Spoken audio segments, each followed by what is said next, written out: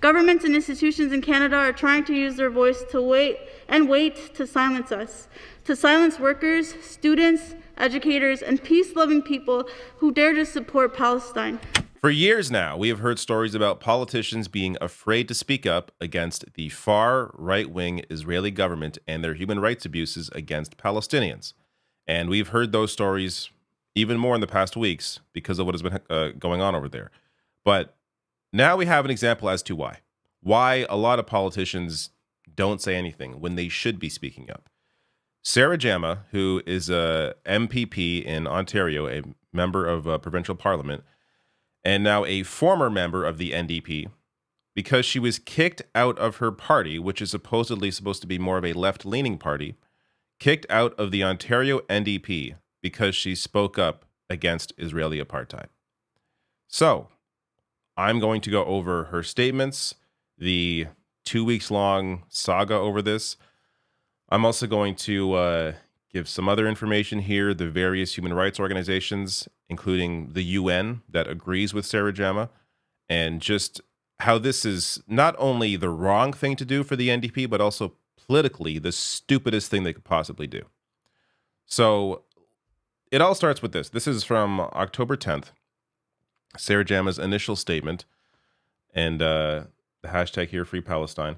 So this is the statement that initially she was forced to apologize for, calling for an immediate ceasefire. The generations-long occupation of Palestine, as explained by Michael Link of the UN, is apartheid, i.e. a political regime intentionally prioritizing fundamental political, legal, and social rights to one group over another in the same space on the basis of racial, national, ethnic identity. We are seeing this definition of apartheid in real time through the continued violation of human rights in Gaza through the use of white phosphorus chemicals, the withholding of access to food, fuel, electricity, and water, and the destruction of the only exit from Gaza that isn't controlled by the State of Israel, the Rafah border. Especially with this context in mind, the news coming out of Israel and Palestine is deeply concerning. For 75 years, violence and retaliation rooted in settler colonialism have taken the lives of far too many innocent people. I call for an immediate ceasefire and de-escalation. We must look to the solution to this endless cycle of death and destruction, end all occupation of Palestinian land, and end apartheid. Canada must hold true to its history of peacemaking and refrain from military intervention. My heart genuinely goes out to all those impacted by this ongoing violence.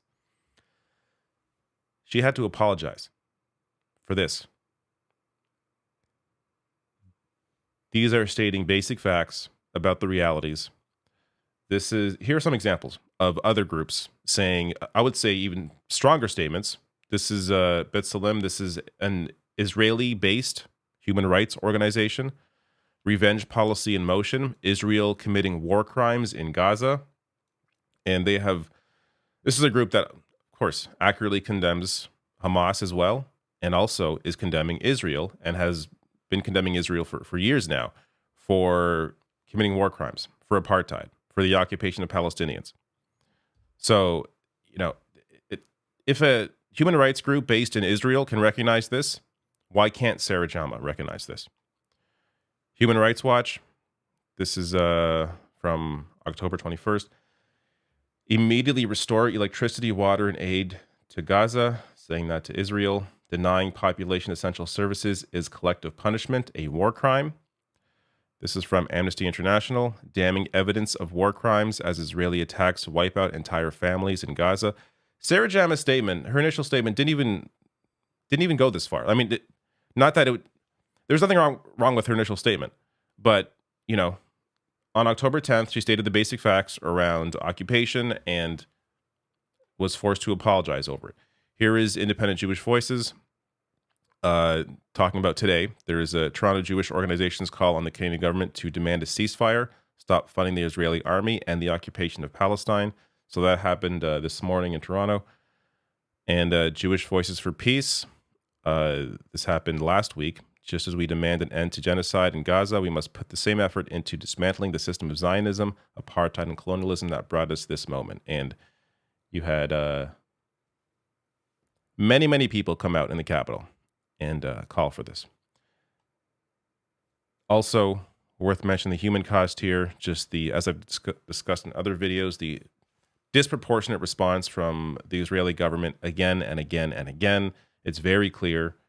Between 2008 and 2021, the conflict has killed 23 Palestinians for each Israeli, according to the UN. That number may even be, this goes to 2021.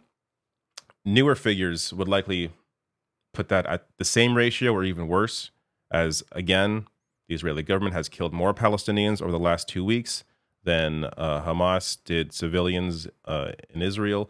Not excusing any civilian death, of course. Hamas is a terrorist organization, let's be clear. But this is not proportionate. How is the response from a far right-wing Israeli government backed by the world's superpowers, while this ongoing occupation is taking place, how is this going to solve anything? And there's even, whenever I even begin to touch on this issue, like it's actually a simple issue in terms of the power imbalance, and like all of that is very clear. But there is a lot of history in terms of, Netanyahu, for example, the current prime minister in Israel, propping up Hamas. Hamas won their election in 2006. There hasn't been an election since. Half of people in Gaza are children. Roughly 7% of the current population of Gaza voted for Hamas. So Hamas, it does not speak for the Palestinians. But they are in power there currently with the help of the Israeli government that wants to see a more volatile leadership in Gaza as a way to separate them from the West Bank, while also undermining the ability for Palestinians to achieve a free state. So there's a lot more underlying here that should be discussed, and I would love to break it all down in every single video, but it's just wouldn't make any feasible sense. But so from that initial statement, Sarah Jama had to apologize. Now, I guess because this is my assumption here, or this is the kindest assumption, is that she didn't mention Hamas. So, every single Muslim, she's black and Muslim, they have to condemn Hamas every single time. Does every single Jewish person have to condemn Netanyahu before they speak on this topic? No. But when it comes to Muslims, they must condemn Hamas. Equating Muslims with Hamas is just as bad as equating Jewish people with the Israeli government. These are not the same things.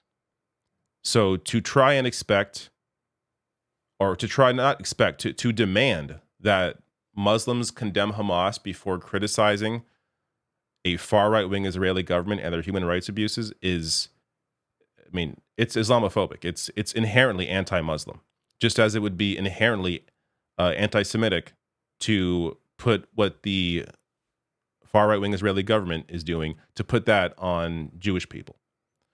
But people do this all the time, and it is maddening. So she had to come out and say, to be clear, I unequivocally condemn terrorism by Hamas on the thousands of Israeli civilians. I also believe that Israel's bombardment and siege on civilians in Gaza, as was also noted by the UN, is wrong. And then goes on to say more.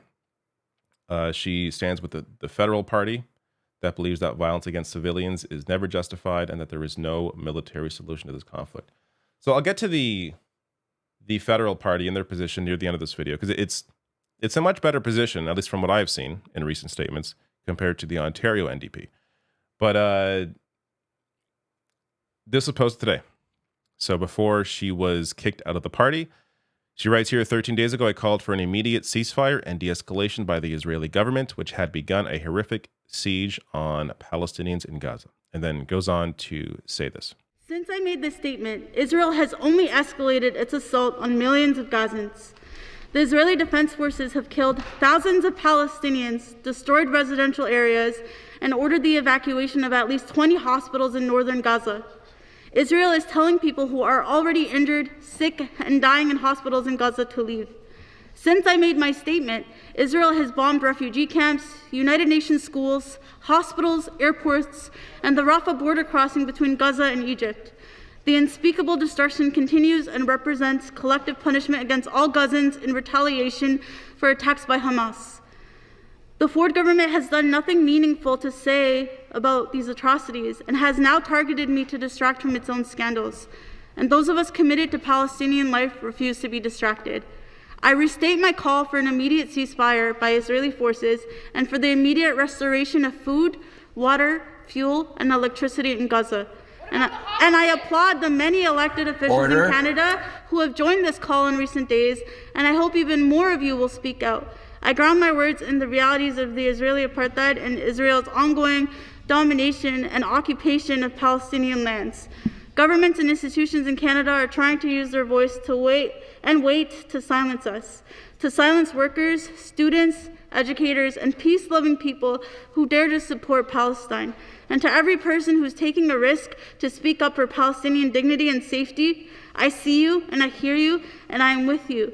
They try hard to silence us, but we know that our words are powerful and we must continue to speak up no matter the costs. Thank you. An incredible statement here.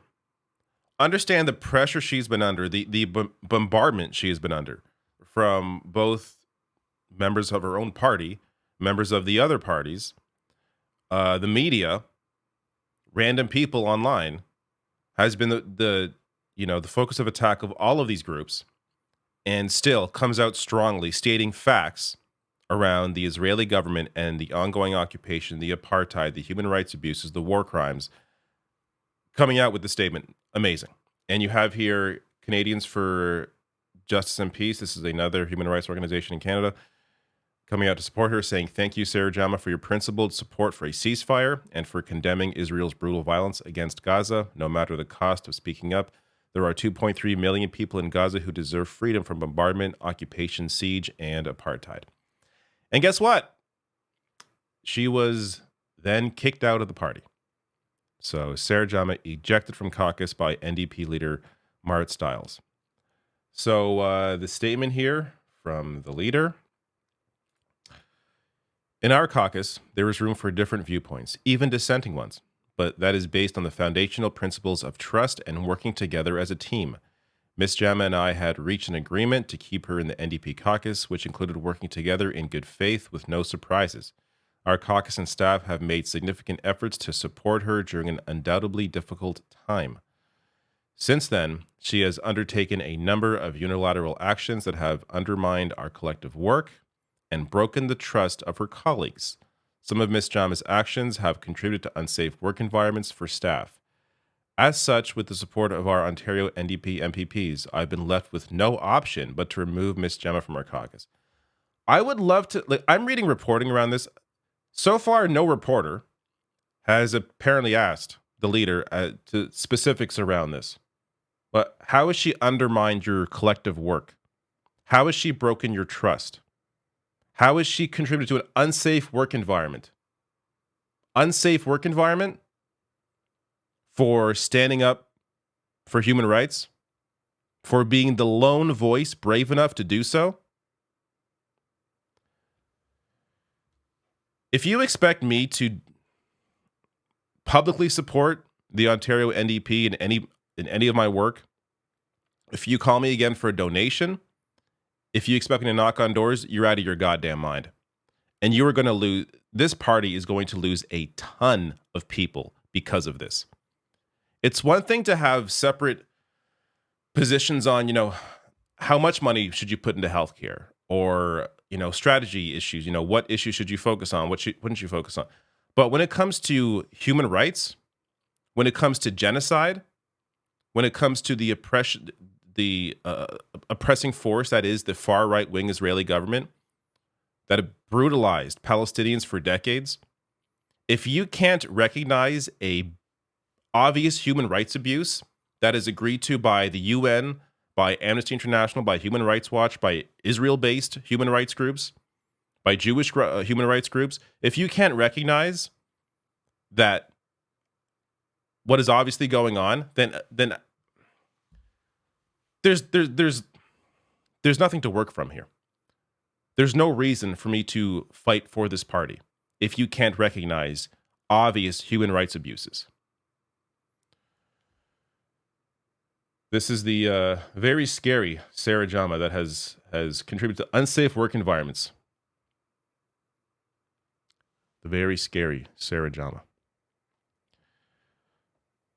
And on top of that, the same day, she has also been censured.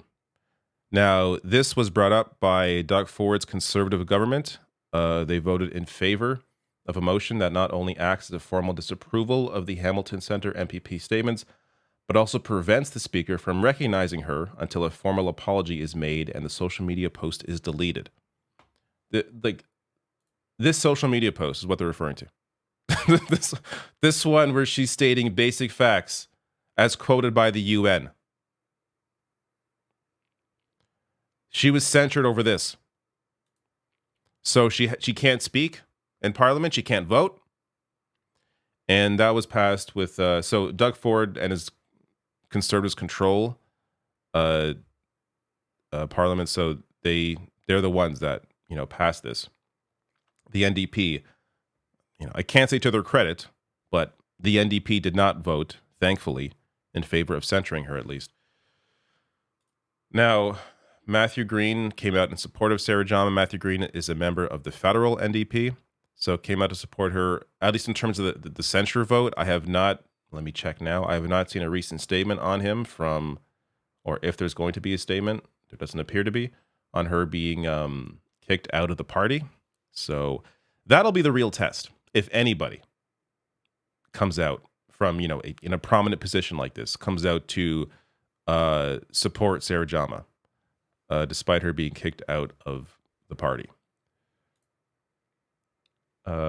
Rabbi David here is a big fighter for human rights as well, saying, "I'm disgusted by the cynical attempts by Paul Kolanger, who's of the Conservatives, and the PCs to manipulate and exploit deep Jewish fear and pain by falsely smearing my Hamilton, Ontario MPP Sarah Jama with despicable charges of anti-Semitism to distract from their own pervasive corruption." And that is a lot of what you see going on, especially in Ontario right now. The Ontario government, as I've covered in previous videos over the past several months, had their own massive scandal. And now they're grabbing at whatever straws they can to try and turn the narrative around. So Sarah Jama comes out in solidarity with civilians being bombarded, and they use that as a way to grab media attention to focus on the NDP and throwing, I'll get to later on, Doug Ford might actually be sued by Sarah Jama because of the garbage he's spewed about her. But they use this whole issue as a way to distract from their own corruption. Now, here it is. So this is the Hamilton MPP Sarah Jama threatens to sue Premier Doug Ford for defamation. So Ford accused her of anti-Semitism, while Jama says the allegation is reckless and malicious. And it clearly is. It's worse than that. In fact, he accused her of stuff I can't say on YouTube, of supporting terrible things that Hamas did to civilians, when she clearly did not do that. I read the statement. So, I'm not a lawyer, but I'm not sure what else you need for a successful defamation suit, because it's very clear that Sarah Jama did not say the things that Doug Ford accused her of saying. And there's more here in case you want to see it. I'll link to this below. This is the defamation notice that includes the statement that he put out. You can read that yourself if you'd like, but there are things in there that I cannot read on YouTube. But this is stuff that he claimed about her that she clearly did not say. Few last things. Jagmeet Singh, leader of the federal NDP, says the violence in Palestine and Israel is heartbreaking. I share the despair so many of you are feeling and worry what the days come may bring. So they actually went on, to my surprise, to say this: today we are calling on Canada to do everything in its power to ensure the protection of civilians and respect for international law. Canada must now support international justice efforts by the ICJ and the ICC to investigate war crimes by all military actors in Israel-Palestine. All war crimes by all parties to this conflict must be prosecuted, which of course includes the Israeli government. So it's good to see a statement like this from the federal NDP. Of course, they could go further. They could, go deeper into the occupation and apartheid, but this is a lot more than what we're seeing, at the very least, from the Ontario NDP. One more before I get to the two last things I want to show you. I don't think I've mentioned this yet, but it's worth mentioning that Sarah Jama, before she joined the NDP as a politician, was an activist on issues including homelessness, on Black Lives Matter, on disability rights. She is, I believe, the only Black disabled member of the NDP. This is a very important voice for a variety of reasons. Someone who's been on the ground for years fighting for a variety of very important issues before she joined the NDP. And now she's being sidelined and censured for stating basic facts around the Israeli government and their abuses. It's absurd. And this goes to why it's impossible for me now to publicly support the Ontario NDP. That doesn't mean I support Doug Ford, let's be clear, who's much worse and has been saying much worse things. But, if you want me to put any effort into working for the Ontario NDP in any way, it's not going to happen now. So, a couple last things here. It's always hard to know where to direct people in stories like this because everything, it's hard to know what to do. But here is this is a letter that you can put your name to that will be sent to both Trudeau and your local leaders as well. So this is from Canadians for Justice and Peace in the Middle East, calling for a ceasefire. And there is another one here from Independent Jewish Voices, also calling for a ceasefire. So both of these you could sign your name to and put that message out. That we all know politicians. They will not act unless they feel pressure to do so. They will not say anything unless they feel the pressure to do so, unless they feel like there's a constituency there, a way for them to get some votes. So, regardless of whatever motivations they have, it's important for us to be able to work on those motivations and push them in whatever way we can into the right direction. So if this is one way to do it, there you go. So, of course, that's for Canadians, but I'll link to that below the video under sources as well.